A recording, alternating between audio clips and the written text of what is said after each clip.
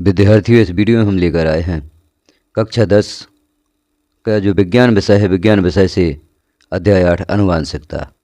इस अध्याय से संबंधित ऐसे प्रश्न जो आपको बोर्ड परीक्षा में बहुत ही महत्वपूर्ण होंगे और बोर्ड परीक्षा में आपको सफलता दिलाने में आपका सहयोग करेंगे।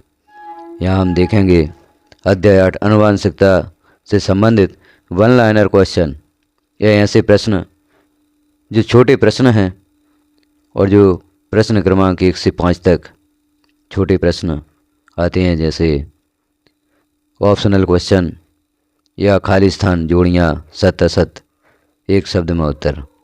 इसके अलावा आपको यह जो यहाँ पर वन लाइनर आपको दिखाए गए हैं या दिखाए जाएंगे, वो आपको अन्य प्रश्न के उत्तर लिखने में भी आपकी मदद करेंगे। तो यहाँ हम शुरू करते हैं आनुवांशिक लक्षण से।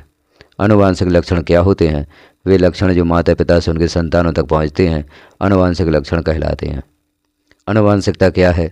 आनुवांशिक लक्षणों का माता पिता से संतानों तक पहुंचकर स्वयं को प्रकट करने की क्रिया आनुवांशिकता कहलाती है। आनुवांशिकी क्या है या आनुवांशिक विज्ञान क्या है? जीव विज्ञान की वह शाखा जिसके अंतर्गत आनुवांशिक लक्षणों का अध्ययन किया जाता है आनुवांशिकी कहलाता है। जीनोटाइप, लक्षणों की जीन अभिव्यक्ति जीनोटाइप कहलाती है, और फिनोटाइप, लक्षणों की भौतिक अभिव्यक्ति फिनोटाइप कहलाती है। अब हम देखते हैं आनुवांशिकता के नियम।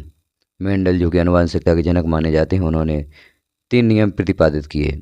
पहला नियम है प्रभाविता का नियम, दूसरा पृथक्करण का नियम, तीसरा स्वतंत्र अभिवन का नियम। संकर पूर्वज संकरण, यह क्या है? प्रथम जोड़ी में उत्पन्न संततियों का जब दोनों में से किसी एक जनन के साथ संकरण कराया जाता है तो उसे संकर पूर्वज संकरण कहा जाता है। सामान्य तथा प्रभावी लक्षणों के साथ प्रथम पीढ़ी का संकरण कराया जाता है। टेस्ट क्रॉस, जब प्रथम पीढ़ी में उत्पन्न पौधों का उनके प्रभावी जनक से संकरण कराया जाता है तो उसे संकरण कहते हैं। सह प्रभाविता, जब विषम युग्मजी एलील के दोनों एलील स्वयं को व्यक्त करते हैं तो इसे सह प्रभाविता कहते हैं। अगला हम देखते हैं डीएनए में डीऑक्सी राइबोज शर्करा होती है, आरएनए में शर्करा राइबोज होती है।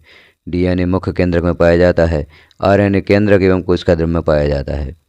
डीएनए में बेस एडेनाइन, ग्वानाइन, थायमाइन और साइटोसाइन होते हैं। आरएनए में बेस थायमाइन की जगह यूरेसिल आता है। डीएनए का एक डबल स्टैंडर्ड अणु है, आरएनए एक सिंगल स्टैंडर्ड अणु है।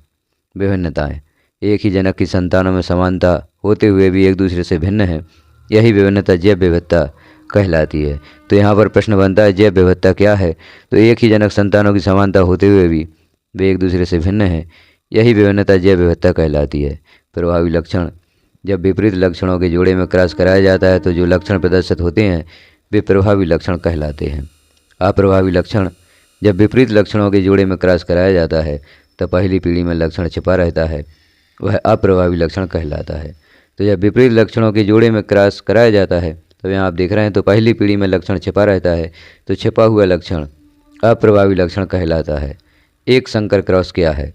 एक विपरीत लक्षण को साथ लेकर कराए गए संकरण को एक संकर कहते हैं। और द्वि संकर क्रॉस क्या है? दो विपरीत लक्षणों को साथ लेकर कराए गए संकरण को द्वि संकर क्रॉस कहते हैं। आनुवांशिकता का जनक किसे कहा जाता है? अगला प्रश्न है, तो इसका उत्तर होगा ग्रेगर जॉन मेंडल को आनुवांशिकता का जनक कहा जाता है। तो ग्रेगर जॉन मेंडल जो हैं उन्हें आनुवांशिकता का जनक कहा जाता है। प्रश्न है, नर में कौन सा गुणसूत्र लिंग निर्धारण के लिए उत्तरदायी है? तो यहाँ पर उत्तर है एक्स और वाई गुणसूत्र लिंग निर्धारण के लिए उत्तरदायी है। प्रश्न तीसरा है, डायबिटीज रोग आनुवांशिक है? तो जो डायबिटीज रोग है आनुवांशिक रोग होता है। और अगला है, मनुष्य की कोशिका में गुणसूत्र पाए जाते हैं? तो इसका उत्तर होगा 23 जोड़े गुणसूत्र मनुष्य की कोशिका में पाए जाते हैं। मेंडल ने किस पौधे पर प्रयोग किए? तो इसका उत्तर होगा मेंडल ने मटर के पौधे पर प्रयोग किए। प्रश्न छठवां है, मटर के एक शुद्ध लंबे पौधे जो कैपिटल टी से प्रदर्शित करेंगे और शुद्ध बौने पौधे जिन्हें स्मॉल टी से प्रदर्शित करेंगे में संकरण कराया गया तो F2 पीढ़ी में शुद्ध लंबे पौधे और बौने पौधे का अनुपात क्या होगा? तो यहाँ पर अनुपात होगा 3:1।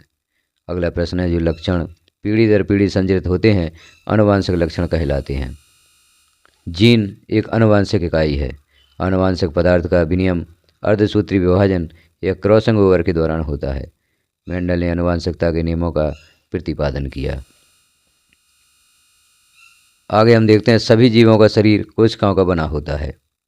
तो जो यहाँ पर आप देख रहे हैं, जिन्हें हम महत्वपूर्ण बिंदुओं के रूप में यहाँ पर देख रहे हैं, इन्हें आप रिक्त स्थानों या शॉर्ट आंसर में उपयोग कर सकते हैं, या जो आपके ऑप्शनल क्वेश्चन होते हैं उनके रूप में इन्हें तैयार कर सकते हैं। मानव शिशु के लिंग का निर्धारण XY या 23वें जोड़े द्वारा होता है। मेंडल ने आनुवंशिकता के लक्षणों के वाहक को क्या नाम दिया? तो इसका उत्तर होगा फैक्टर।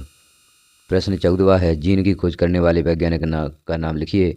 तो जीन की खोज करने वाले वैज्ञानिक हैं जॉनसन। अगला प्रश्न है, मेंडल ने मटर के पौधे के कितने लक्षणों पर अध्ययन किया? उत्तर होगा मेंडल ने मटर के 7 विपर्यायी या विकल्पी लक्षणों का अध्ययन किया। अगला प्रश्न है, जब एक लंबे एवं बौने पौधे के बीच संकरण कराया गया तो जो लक्षण या पीढ़ी में दिखाई देता है उसे क्या कहते हैं? तो उसे प्रभावी लक्षण कहते हैं, और जो नहीं दिखाई देता है उसे अप्रभावी लक्षण कहते हैं।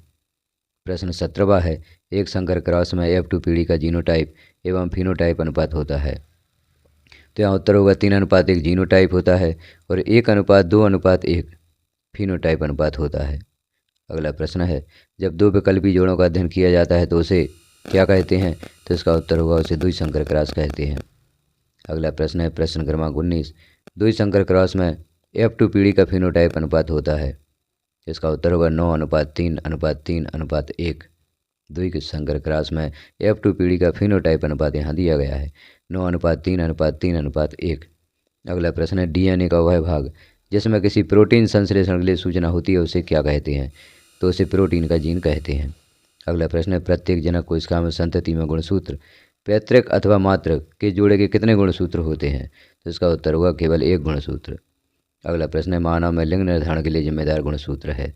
तो पुरुष में पाए जाने वाला Y गुणसूत्र। तो इस प्रकार से हमने अध्याय 8 आनुवंशिकता के प्रश्नों के उत्तर यहाँ पर देखे। आप इन प्रश्नों को तैयार करें और अपनी बोर्ड परीक्षा में सफलता प्राप्त करें। इन प्रश्नों से आपको बोर्ड परीक्षा में सफलता हेतु बड़ी ही सहायता प्राप्त होगी। इनकी मदद से आप अपनी जो बोर्ड परीक्षा कक्षा 10वीं 2025 उसमें मदद प्राप्त कर सकते हैं। तो इस प्रकार से है 1 लाइनर उत्तर आपको पब्लिश किए गए हैं, इनकी हेल्प आप ज़रूर लें। अब हम अगले भाग में देखेंगे जो यहाँ पर अध्याय 9 है, प्रकाश परावर्तन एवं अपवर्तन। इससे संबंधित जो 1 लाइनर क्वेश्चन दिए गए हैं उन्हें भी हम देखेंगे अगले वीडियो में। तो अगले वीडियो को देखने के लिए आप चैनल को सब्सक्राइब कर लें, बेल आइकन को क्लिक कर ऑल पर प्रेस कर दें, ताकि जैसे ही अगले अध्याय के प्रश्नों के उत्तर यहाँ पर पब्लिश किए जाएंगे और नोटिफिकेशन के रूप में आपको प्राप्त हो सकेंगे। आप पूर्व में विभिन्न अध्यायों के प्रश्नों के उत्तर देखना चाहते हैं, कक्षा 9 और 10 जो आपकी विषय पुस्तक है उसके सभी अध्यायों के प्रश्नों के उत्तर देखना चाहते हैं, तो चैनल पर विजिट करके आप देख सकते हैं, क्योंकि सभी अध्यायों के प्रश्नों के उत्तर यहाँ पर पब्लिश किए जा चुके हैं। वीडियो को लास्ट तक देखने के लिए आपका धन्यवाद।